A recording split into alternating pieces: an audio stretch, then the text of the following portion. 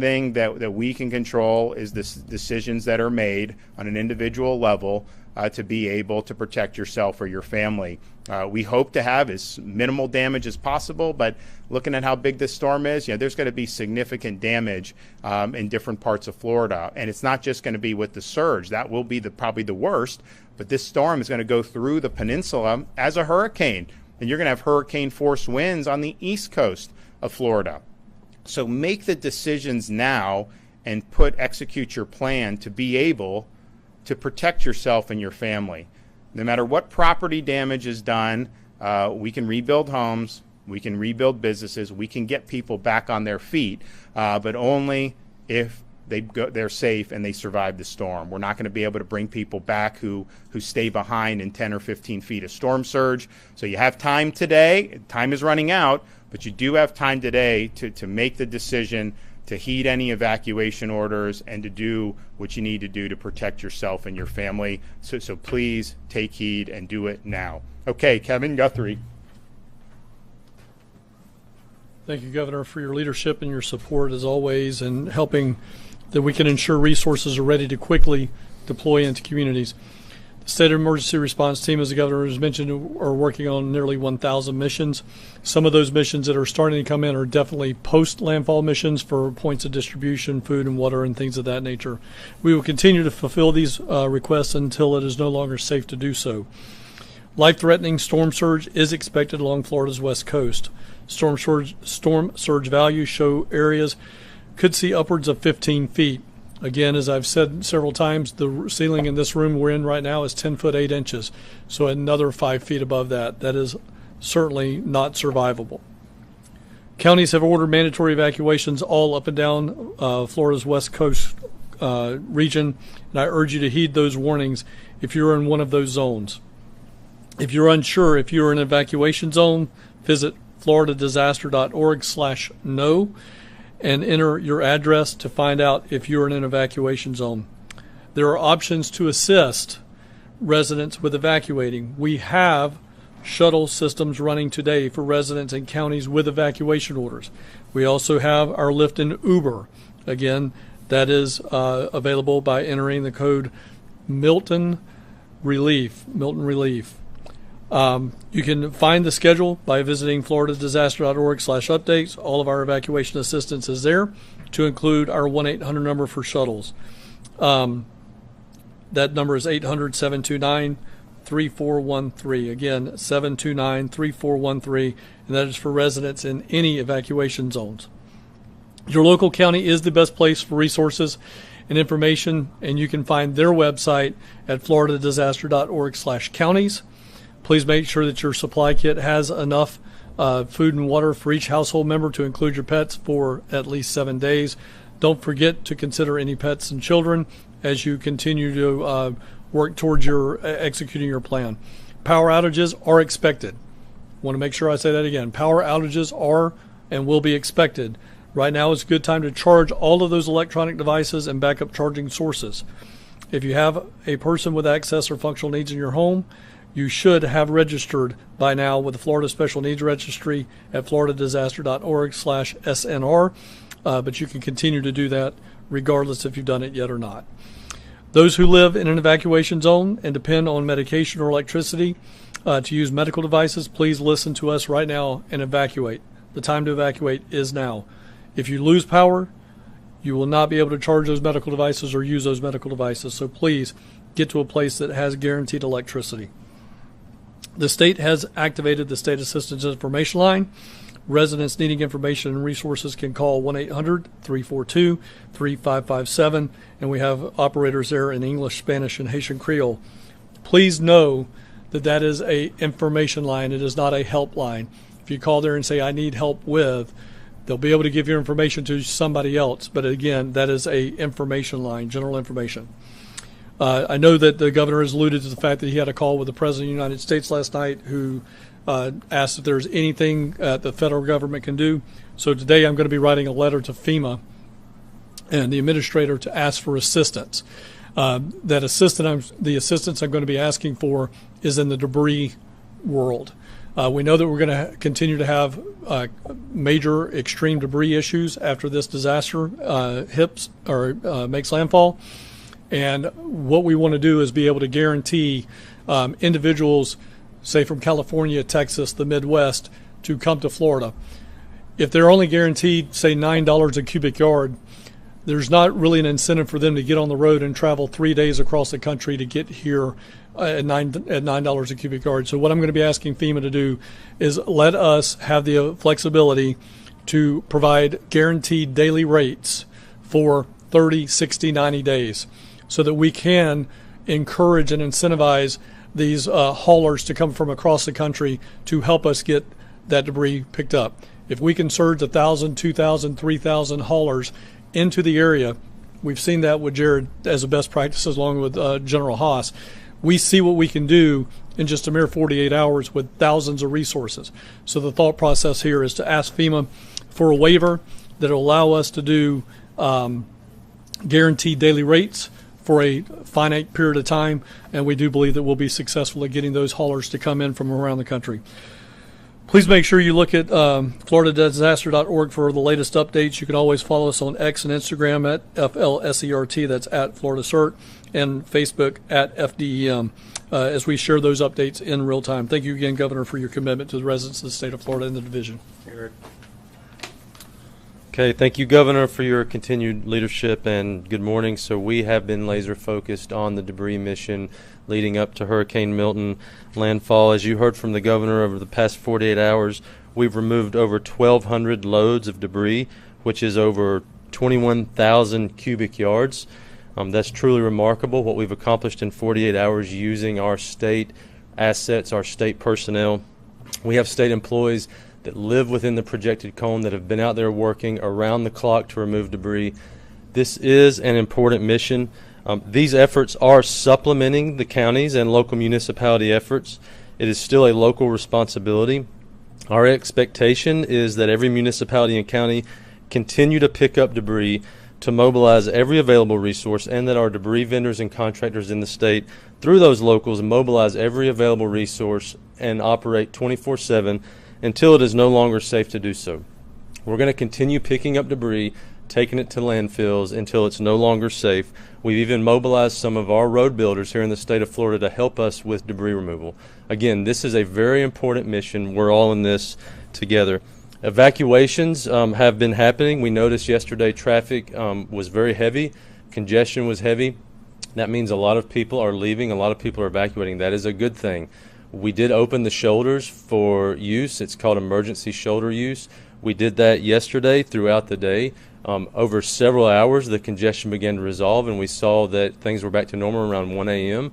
Traffic is already picking up again early this morning. We do expect to see people continuing to evacuate. We're going to keep those shoulders open. The Florida Highway Patrol and our Road Ranger Service Patrol are circulating those corridors frequently. We've already helped a lot of stranded motorists. We provide fuel, water. We remove disabled vehicles from the travelway and keep the evacuations flowing. Please remember, as you evacuate, traffic will be heavy. Go to fl511.com. That's real-time information on traffic. You can view our cameras. You can plan your routes. There are a lot of alternative routes. You don't only have to use the interstate. fl511.com. Please do not wait till the last minute to leave.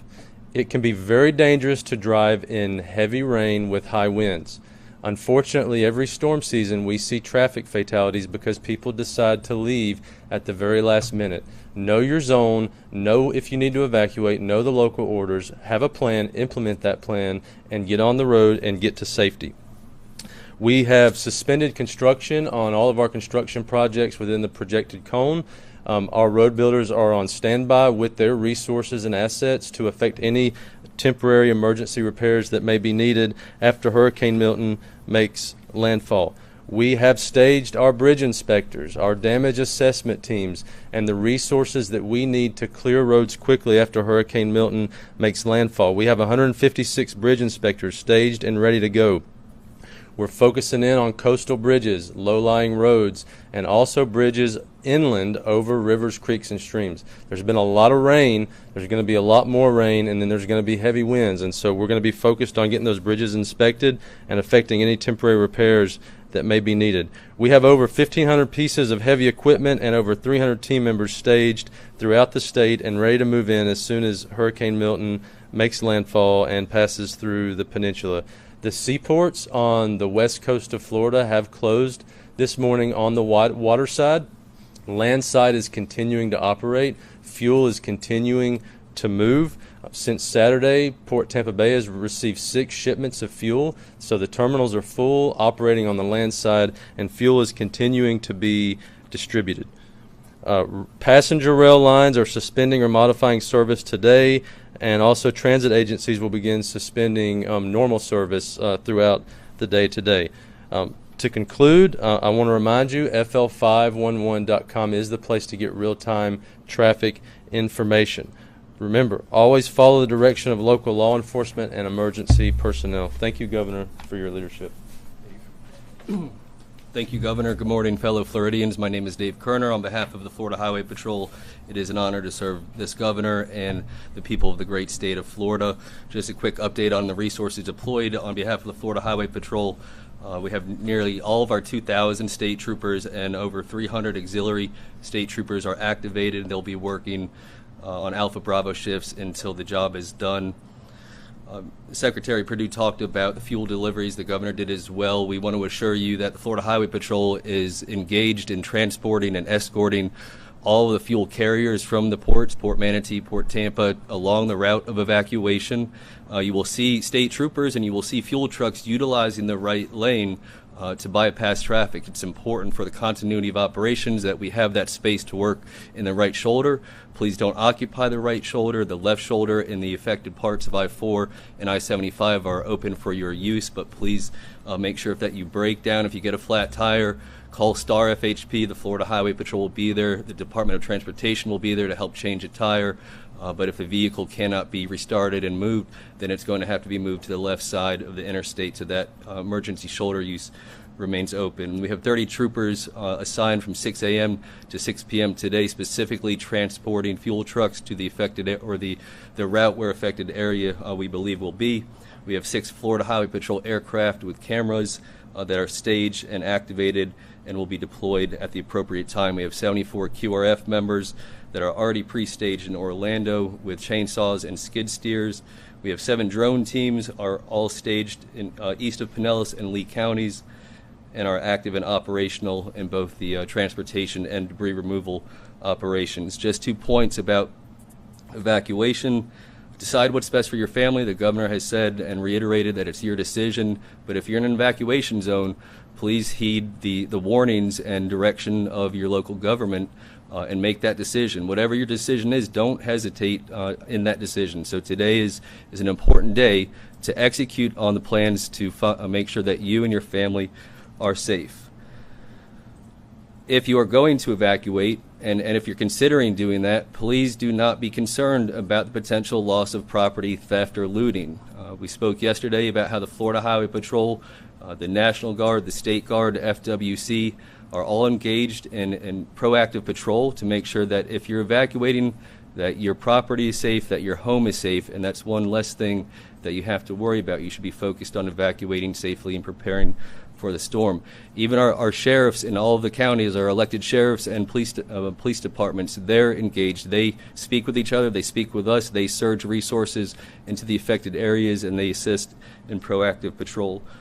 Again, if you're on our roadways and you're evacuating, obviously there's a lot of saturation and congestion. The moment that happened, the governor directed that we escort fuel trucks. We will continue to do that until it's not safe. But if you do break down, remember STAR FHP. We will have a trooper or a road ranger to you immediately to make sure that you are taken care of. And that's all we have for today. Thank you, Governor. And just to reiterate something that Dave said, this is not going to be an opportunity for folks to take advantage of people. If you think you're going to go in and loot, you got another thing coming. You go into somebody's house after the storm passes, think that you're going to be able to commit crimes. You're going to get in really serious trouble, and quite frankly, you don't know what's behind that door in a Second Amendment state. So do not try to take advantage of people who are suffering because of the results of this storm. That goes for Helene continually, but then, of course, that will be the case for Milton. I know we've already brought a lot of people, held people accountable in post-Helene, and we will be very swift across all levels of government to throw the book at people. And, of course, when you make these bad decisions, you're opening yourself up to response from property owners who may be inside that house. We are going to continue full throttle with everything that we've been doing, whether it's debris, fuel. We have all the stuff staged that we would normally do and then some, and we're going to continue to do that. We will respond. Your local emergency responders, your state emergency responders will respond to people in distress the minute it is safe to do so. So this storm is going to come. It will move through the state of Florida. As soon as you can get into those areas, we will have that. And we have all the assets. We have air assets, as I mentioned, more search and rescue air assets than we've ever amassed before a storm. We have our water assets with FHP high water vehicles, our FWC boat teams, and of course we have State Guard Special Missions Unit and up to 8,000 National Guardsmen that will be ready to go. And we will do that. But now's the time where you have the ability to make the decisions necessary to keep yourself and your family safe. We urge you to execute your plan now. Let's prepare for the worst, and let's pray that we get a weakening and hope for the least amount of damage as possible. But we must be prepared for a major, major impact to the west coast of Florida. You finally had a chance to speak with the president. What did you guys talk about? I know Director Guthrie already kind of alluded to some of that. Well, what I said yesterday is everything that we've asked for, the administration has approved. There's not anything that we've asked for that they haven't. If there's something that comes up, I said I would not hesitate to get on the phone and call and ask directly on behalf of the people of Florida. My job is to use all the levers available to me as governor to be able to help prepare and respond to this storm. And so when we do pre-landfall declaration, it's important that that's approved. It was. When we do the major disaster declaration, it's important that that's approved. It will be after speaking with the president. I'm confident of that. We are also utilizing the urban search and rescue teams, which a lot of those people are in Florida anyways, but they're mobilized under the DHS banner. That's great. Hopefully we don't need them, but we're assuming that we do. So we have what we need. The president said if there's something else you need, call or send a letter. So Kevin's going to send the letter on this debris issue. We've seen there is going to be a need to have a lot of these contractors come in, and you're going to have to see these local governments and the counties and the municipalities. They're going to have to do more contracts most likely, and there aren't that many. There's not enough available. And so why would you come from Arizona or California under the current incentives? So Kevin, I think this is smart to say, why don't we change those incentives to be able to get more people to come so that this debris mission can be conducted as quickly as possible. You saw what we've been able to do in the 48 hours when you really have a 24/7 sense of urgency. Now, most times after a storm, you don't have another storm on the back end. These things tend to take months and months to be able to do. And, maybe this is just something that will take some time no matter what you do, but I think it could be done quicker. And I think this, Kevin's idea would be good. So we hope that we will get a positive response from that. But we are utilizing all resources available. We're pulling every lever we can to get support here in the state of Florida. We're doing everything we can to support our local first responders and our local communities as they are really, this is a bottom-up thing when you talk about hurricane response, as they go through their evacuations, their shelter operations, and they will be, of course, on the tip of the spear for search and rescue in addition to what the state is doing. So we're doing that. We appreciate the approvals that we've gotten. We will not hesitate to ask for more if the need arises. In terms of the evacuation, I don't know if you've been able to, or if you guys have been able to ascertain the exact estimated size, the number of people who will be getting out of the area of harm's way.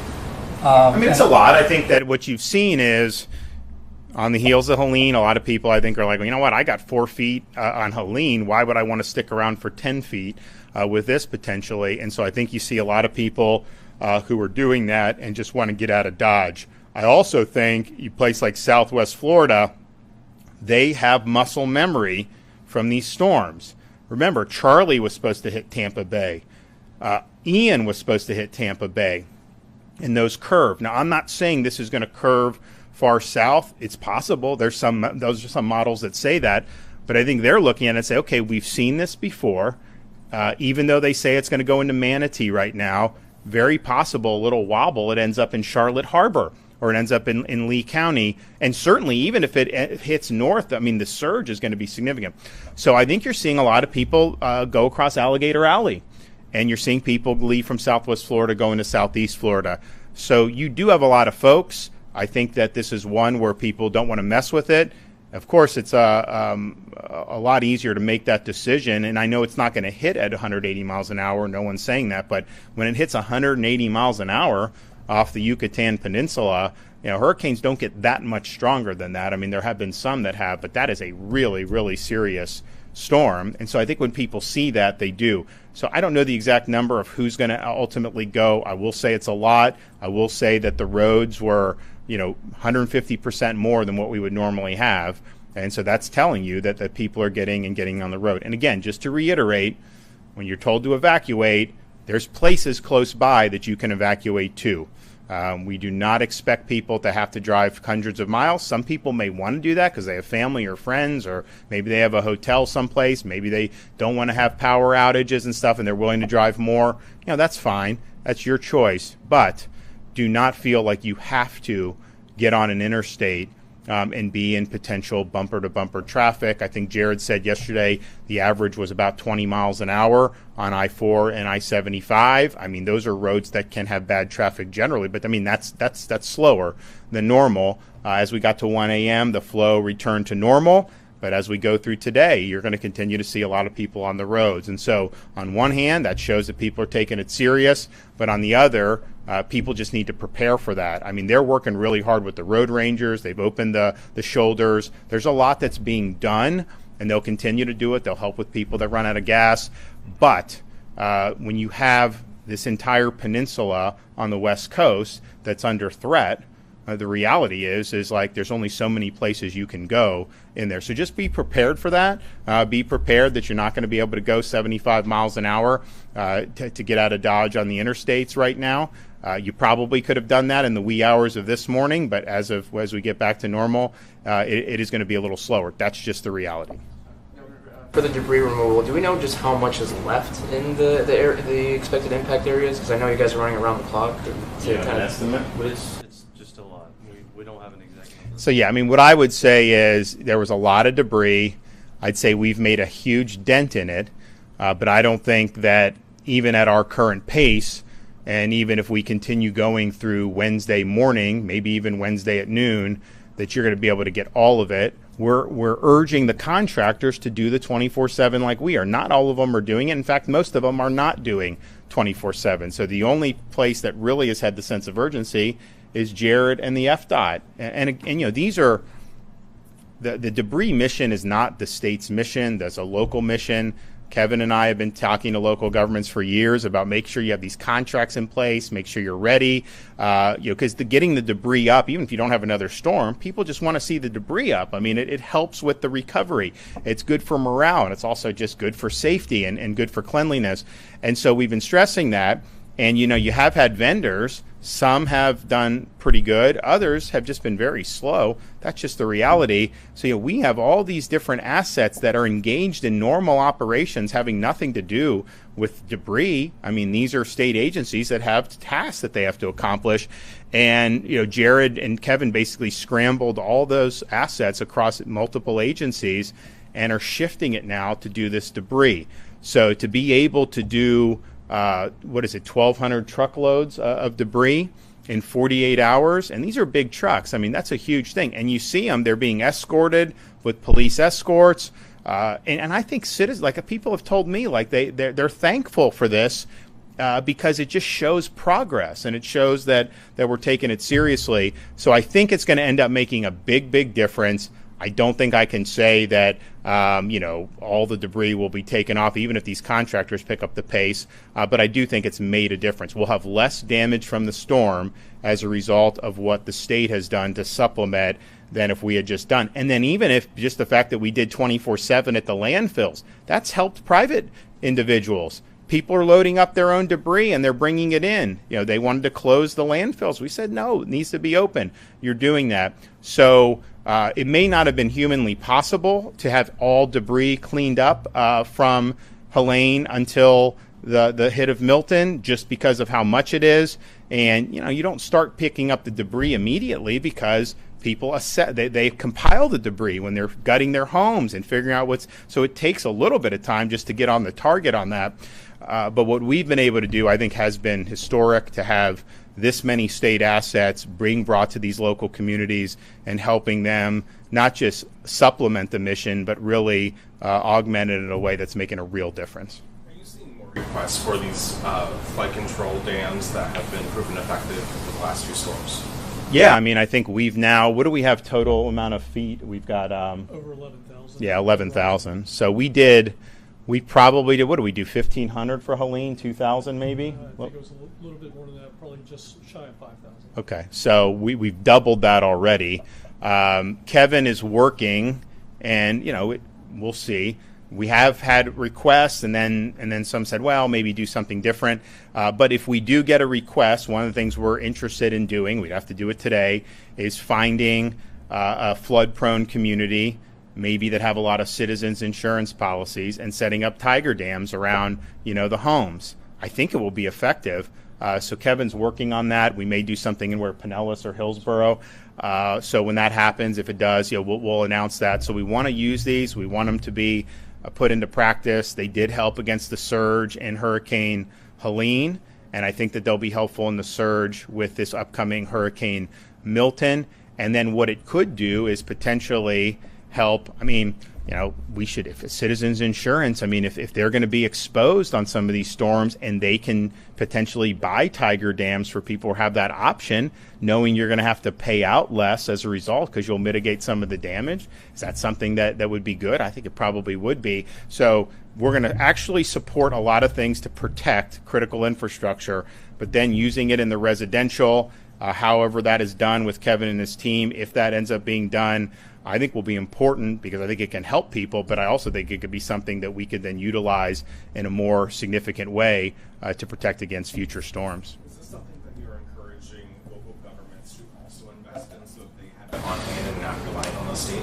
Sure, but we also understand that just right now, that would be something that maybe they would do in a future hurricane season. We're not anticipating that they have very much to bring to bear now. That's mostly going to be driven by us, but it's fine. We always look for ways, what can we do to augment? This was something we introduced during Hurricane Debbie, which was not a storm on the level of Helene or Milton, but it did create surge, it did create flooding, and where that was used, it worked. It really did. It worked in Helene where it was used. I think it'll work in this storm as well. So we're going to have 6 weeks, 8 weeks of practice on this, where we then can look and maybe incorporate this as part of a larger part of our hurricane prep and response efforts. Think about it. Go back 5 or 6 years, it wasn't the norm to necessarily have 40,000 linemen staged. Now people expect that. That's what we do. We have the electrical co-ops. They've got over 4,000 linemen that they're bringing in. 10 years ago, the co-ops would never have brought in linemen, and they may get to 7,500. So these things create, I think, good momentum. People then want to utilize it, and it won't just be the state in the future. But right now, we're kind of the main show in town on that. A lot of Florida natives I've spoken to have kind of seen this storm as kind of like a gut check. Usually these are the same people who will wait it out and have hurricane parties and stuff, but these people are now saying, this one I'm going to evacuate, I'm going to go. You've lived here almost your whole life. Where does this storm leave you as a native Floridian? Well, what it leaves me is, someone that grew up in Pinellas County. And we never got hit by a major hurricane when I was growing up. In fact, they really haven't been hit by a major hurricane directly in a long time. when we look at hurricane preparation for the state, we look at that landfall in the Tampa Bay area as potentially one of the most significant storms that we can face. And that's not just, we would say, what if a Category 5 hit? But even a strong Cat 3 in the storm surge, I mean, this is a vulnerable area to the surge. So this is not something that is that was not necessarily game plan for. This is the main thing that you game plan for. And I know Kevin, when he was the deputy, they were doing exercises on this event going in there. And it's just, I think people realize there are certain parts of the state that may handle some of this stuff better than other parts of the state. I'm not saying you can't have surge in like the Panhandle, but it kind of surges. And if you're beyond that, Pinellas County is a peninsula. Tampa Bay, you have rivers, you've got all this stuff on the bay. There's just so much that surge can do. And so I think you don't want to have had Helene, but I think Helene also oriented people. If a storm 100 miles off the coast can lead to feet of storm surge, then what about a storm that goes directly in? And then I also think you have people who have kind of seen this, as I mentioned, when you go further south on the West Coast. Hurricane Charlie was supposed to be the gut check for Tampa. It went south. Hurricane Ian, I was in Pinellas County, I remember, 48 hours before Hurricane Ian. Everyone was ready. Then we went to Sarasota the next morning thinking, okay, maybe it's gone further south. And then it ended up going all the way down, making landfall in Lee County. So I think folks in Southwest Florida, places like Charlotte, Lee, I think they're like, okay, you can say that landfall is going to be in Bradenton Beach. And first of all, if that's the case, you're still going to get some impacts on that, and you could potentially have serious surge even 100 miles down the coast. But it also could wobble further south, and we could even get a bigger impact. So I think Floridians, between those two, they kind of get it. Now, I'm also just looking at Pinellas County, place I've grown up. If you have a storm of this magnitude, it's not just, obviously we want to protect people. We want no loss of life. It will create a lot of property damage, but it's a type of storm that potentially can have an indelible impact on a community. There are some hurricanes we deal with that it stinks to have to deal with it. You kind of pick up and you move forward. Then there's other storms like a Hurricane Andrew, like a Hurricane Michael in Panama City, like Hurricane Ian in Lee County, that just leave a mark. And so I think people, when they see that 180 mile an hour, and I know it's weakened since then, and it's projected to be even weaker by the time it reaches, but that's not guaranteed. This has the potential to be a type of storm not only that presents danger right now, not only can have serious damage, but also can have kind of that indelible mark on a community. So we are praying for the best. I know a lot of people have had Floridians in their thoughts and prayers. There's no way we're going to get out from this in terms of not having an impact. If it could jog south and just go out somewhere, we would love. That's not going to happen. So let's pray that it's as weak as possible between now and then. But we are preparing for it to be as strong as possible, and that is exactly how our response is going to be. Okay, we'll have more updates later in the day.